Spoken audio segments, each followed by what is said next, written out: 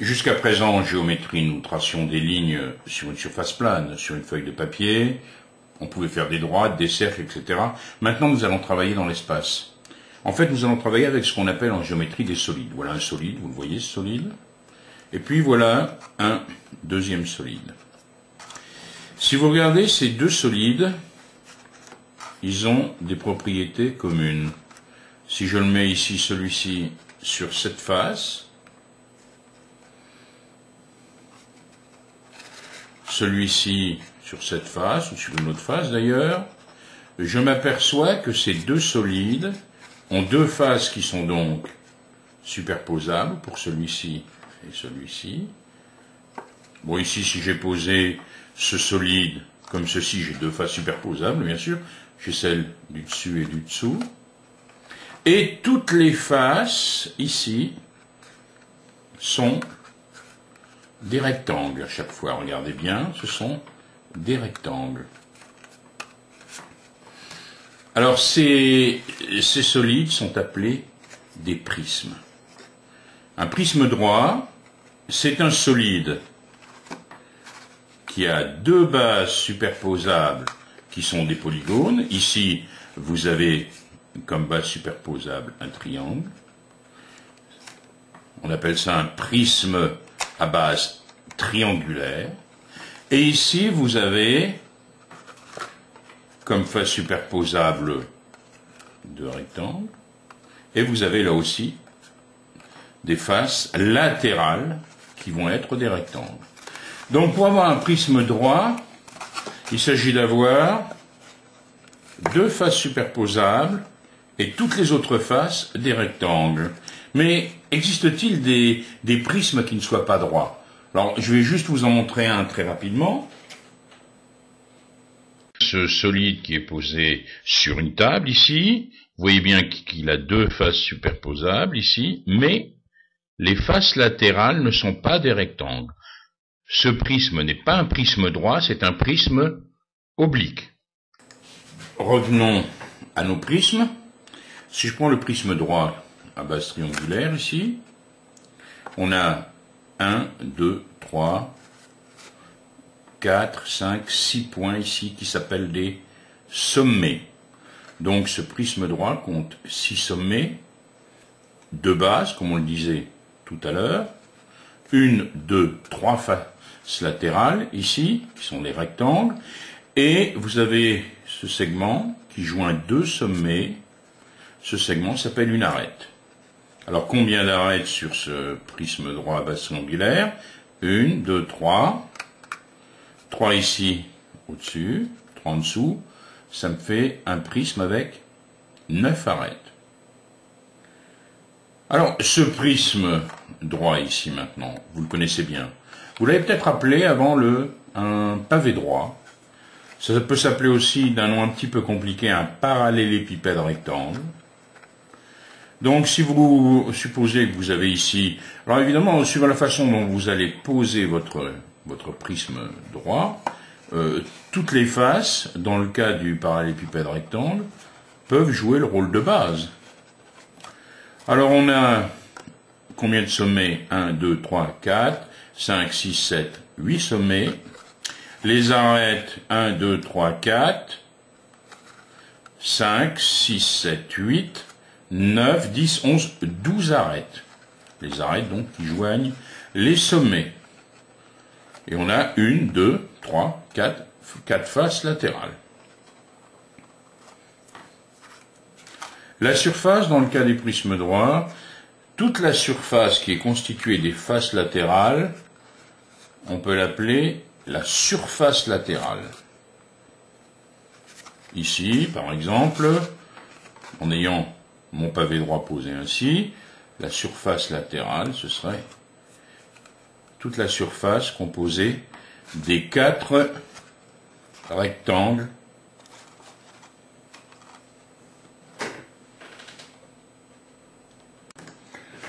vous reconnaissez sûrement ce solide, c'est ce qu'on appelle un cylindre.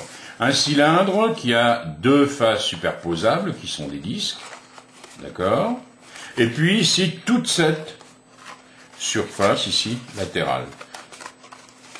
Alors, ce qui est intéressant, ce cylindre, on l'appelle, en fait, son nom complet, c'est cylindre de révolution. Pourquoi?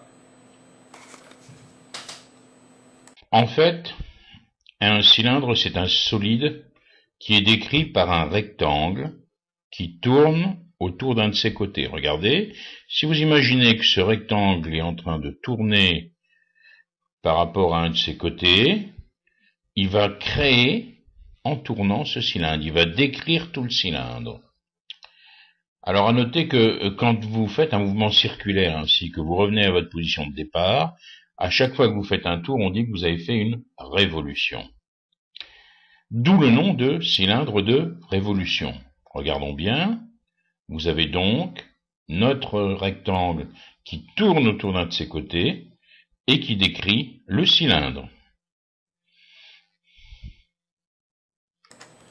Voilà, j'ai repris mon pavé droit. Je vais maintenant déplier ce pavé droit, enlever ici les quelques bouts de scotch que j'avais mis, et en le dépliant, j'obtiens, comme vous pouvez le voir, ici, cette forme, vous la voyez, j'obtiens ce qu'on appelle un patron. Ce que nous avons là, c'est le patron du pavé droit. D'accord? Vous pouvez très bien vous imaginer dans votre tête, alors je vais essayer de faire en sorte qu'on le voit mieux, voilà. Vous voyez très bien qu'en le repliant, vous allez obtenir ici les 4 faces latérales, en supposant qu'ici vous mettrez votre pavé droit debout ici, sur ces 2 bases. D'accord? Donc ici, 4 rectangles. Ici également des rectangles dans le cas du pavé droit.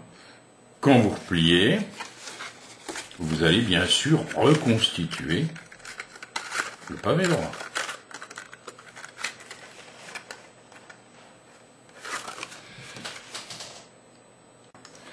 Dans le cas du cylindre, précisons une chose, c'est qu'ici, le rayon du disque, c'est ce qu'on appelle le rayon du cylindre.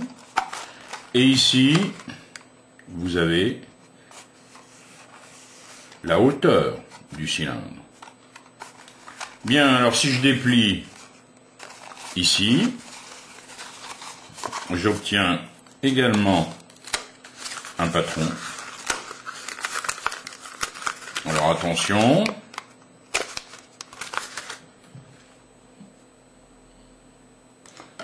et j'obtiens alors le patron qui a cet aspect. Vous avez un rectangle qui correspond à toute la surface latérale et vous avez 2 disques ici.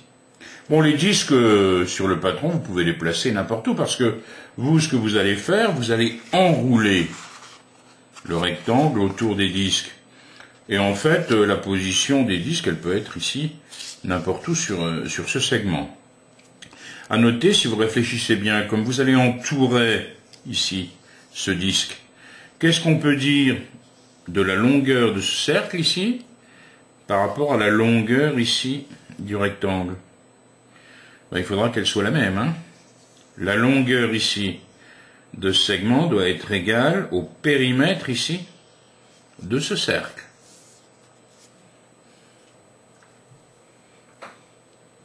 Prisme droit, cylindre de révolution. Qu'est-ce que c'est qu'un prisme droit? C'est un solide qui a 2 faces superposables. On les appelle des bases, des faces qui sont forcément des polygones. Ici, vous avez donc 2 bases qui sont 2 pentagones, des polygones à 5 côtés. Et ici, vous avez un prisme à base triangulaire. Vous les voyez, les 2 faces qui se superposent sont les bases. Et pour avoir vraiment un prisme droit, il faut que toutes les faces latérales qui sont autour soient des rectangles. C'est le cas ici dans nos 2 exemples. Ici, j'ai représenté les 2 prismes droits en perspective cavalière. Alors, vous avez ici la hauteur de ce prisme droit, et puis la hauteur du prisme à base triangulaire, elle est ici. À noter que vous avez les points ici qui s'appellent les sommets du prisme droit. Par exemple, ce prisme droit ici qui a pour base un pentagone, 1, 2, 3, 4, 5, 5 fois 2, il a 10 sommets. Et le segment qui joint deux sommets s'appelle une arête. Ici, vous avez 5 arêtes au-dessus, 5 arêtes en dessous, et autour, à nouveau 5 arêtes. En tout, ce prisme droit possède 15 arêtes. Si je regarde celui-ci, le prisme à base triangulaire, il a 1, 2, 3, 4, 5. Il a en tout 5 faces. Et il a 1, 2, 3, 3 et 3, 6 et 3, 9 arêtes. Si vous dépliez ici ce prisme droit, comme c'est fait sur ce dessin, vous allez obtenir ce qu'on appelle un patron. En découpant et en repliant ce patron, vous obtiendrez le prisme de départ. Alors, si je regarde ici le patron d'un prisme à base triangulaire, j'ai mes deux bases ici, je m'aperçois que le périmètre de la base, c'est-à-dire le périmètre de ce triangle, il est égal ici à la longueur de ce grand rectangle. Pourquoi? Parce qu'en repliant, vous avez bien cette longueur ici, qui doit coïncider avec la longueur de ce segment, de la même façon de l'autre côté. Vous voyez les trois faces latérales qui sont ici. Puis vous avez les arêtes. Alors attention, si jamais vous voulez compter les arêtes directement depuis le patron, il faut bien réfléchir, parce que quand vous allez replier, ce segment va venir sur celui-ci, ça formera une seule arête. Bien, un cylindre de révolution, c'est un solide. Il est limité par deux disques parallèles et superposables, et une surface courbe autour, appelée face latérale. Alors, à noter qu'il y a ce mot révolution qui nous étonne. Eh bien, un cylindre de révolution, vous l'obtenez en imaginant, par exemple, que vous avez un rectangle qui tourne très très vite autour d'un des côtés du rectangle. À ce moment-là, vous décrivez tout un cylindre. Or, quand vous faites un mouvement circulaire ainsi que vous revenez à votre point de départ, on dit que vous avez fait une révolution. Voilà un cylindre de révolution représenté en perspective cavalière. On reconnaît les deux bases, la hauteur du cylindre et le rayon d'une base. Comme tout à l'heure, si on développe un cylindre pour obtenir son patron, on obtient un rectangle et deux disques, comme ici. Deux disques de même rayon, qu'on peut placer d'ailleurs n'importe où, au niveau des deux longueurs du rectangle, ça n'a pas d'importance, parce que quand vous allez refaire le cylindre, vous allez enrouler le rectangle ici autour des disques.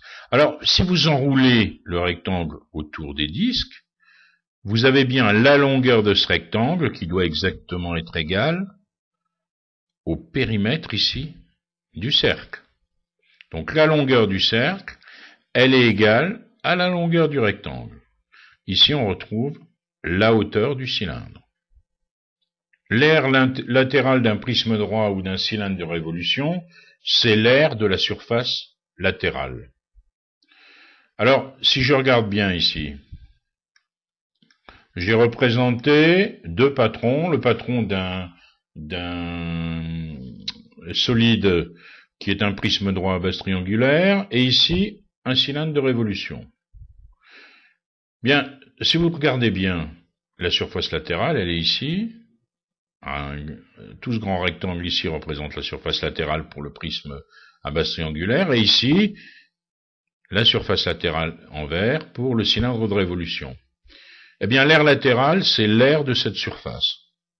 Alors, pour calculer la surface latérale, ça revient à prendre le périmètre de la base, ici du triangle, multiplié par la hauteur. De la même façon, pour l'aire de la surface latérale d'un cylindre, je vais prendre le périmètre ici du cercle, de la base, et je vais multiplier par la hauteur. périmètre de la base fois la hauteur, ça me donne l'aire latéral.